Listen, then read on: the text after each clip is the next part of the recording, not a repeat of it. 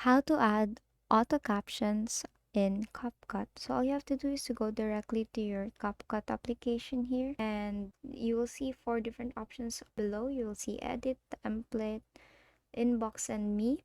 Just tap on edit there and then tap on new project. Now all you have to do is to choose the video that you want to add the captions on. So let's say this video, just tap on add there, and as you can see, we have now successfully added the video. It below, you will see different options there, different tools. Just tap on text there and you will see auto captions. You'll see add text, stickers, and beside stickers is the auto captions. Just tap on that, and as you can see, you can select a language there. You can select English, Chinese, Dutch, French, so on and so forth, depends on you.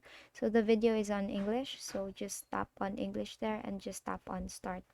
Now, as you can see here, they have actually added a caption there to the video. And basically, that is how you add auto captions in CapCut. If it doesn't work, make sure that you have updated your CapCut application. And that is all for today. If this video helped you, please give us some thumbs up and subscribe to our YouTube channel for more tutorials. Thank you for watching.